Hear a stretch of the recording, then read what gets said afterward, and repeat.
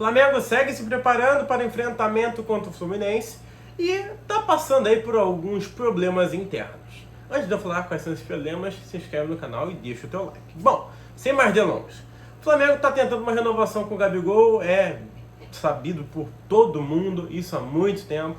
O Gabigol antes tinha meio que apalavrado, se é que a gente pode dizer assim, porque na verdade foi muito mais um boato que inclusive não foi confirmado pelo Marcos Braz e foi desmentido pelo próprio Landim, de uma renovação onde ele ganharia bem mais do que ele ganha atualmente, inclusive com uma coisa que eu nunca tinha visto na história do futebol, que seria o Flamengo recontratá-lo. Mas como assim? O Flamengo pagaria mais alguns milhões ao Gabigol, como se fosse um bônus pela fidelidade do atleta em ter jogado 5 anos do Flamengo e continuar jogando, né? Ter aí renovado seu contrato. Isto eu acho que é uma panaceia, eu acho que isso não deve acontecer e por conta disso o Landim veio aí às mídias e desmentiu o Gabigol faz um bom tempo, né? E agora, senhoras e senhores, por que o assunto Gabigol vem à tona? Na verdade não é pelo Gabigol, é por Antony. O empresário do Antony e o empresário do Gabigol são a mesma pessoa. E todo mundo sabe que ficou ruim essa situação, porque quando o pessoal quer dar pancada em alguém, você dá pancada pro lado que ele é menos conhecido, do lado que é menos famoso, entendeu? Então assim, a corda sempre vai arrebentar pro lado mais fraco. Então entre Flamengo, Braz, Landim, Gabigol e o empresário, ficou a culpa como se fosse de quem? Do empresário. Como se o empresário tivesse metido, tivesse criado toda essa situação. Então, na verdade, entre Flamengo e Gabigol, um mal entendido ocasionado pelo empresário. Ok. O Flamengo está com alguns planos de contratar o Antony faz tempo. E, inclusive, eu tenho aqui as minhas ressalvas se tem condições de contratar o Antony. Porque ele é um jogador novo, é um jogador que está jogando em clubes grandes da Europa. Jorge, tá falando besteira. Ele está lá encostado. Tudo bem, ele pode não estar jogando. Mas ele tem uma trajetória por grandes clubes da Europa, com um salário muito grande e um valor de passe que foi altíssimo. Então, ninguém joga para perder, ninguém rasga dinheiro, principalmente os europeus.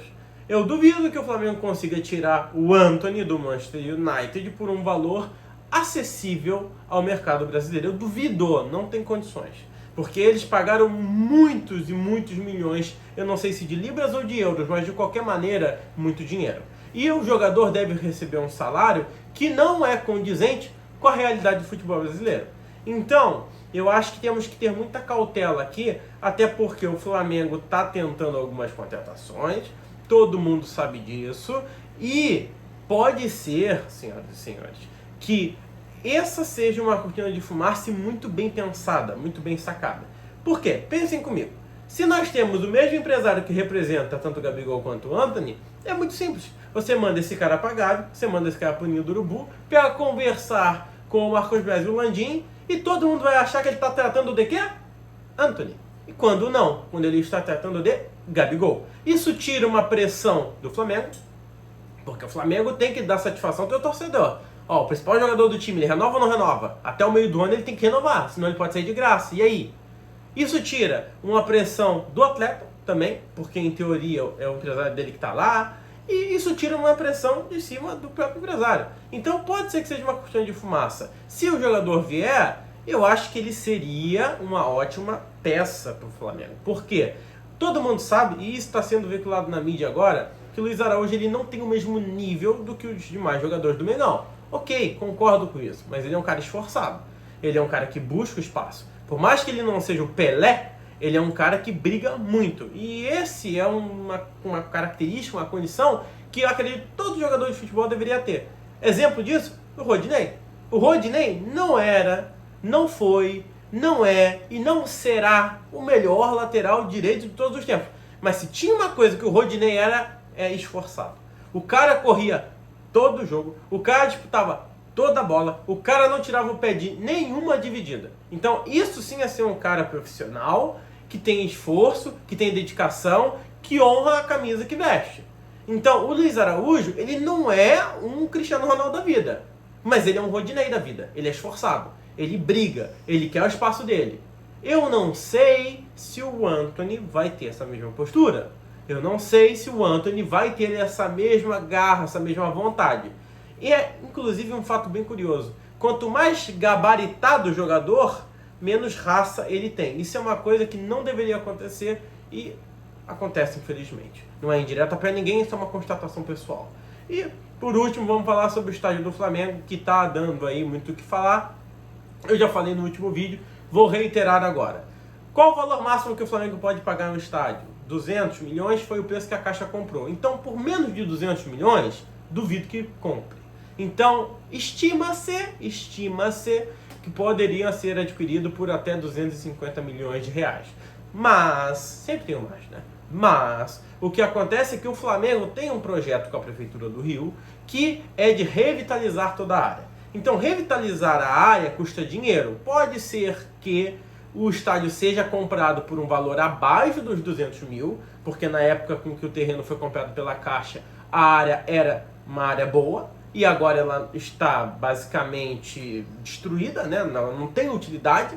Então, pode ser que o Flamengo compre o estádio por um valor, o terreno por um valor abaixo. Então, em vez de pagar 200, paga 180 e usa 20 para revitalizar. Pode ser. Isso aí é tratativa entre, primeiramente, Flamengo e Caixa e depois com a Prefeitura do Rio de Janeiro.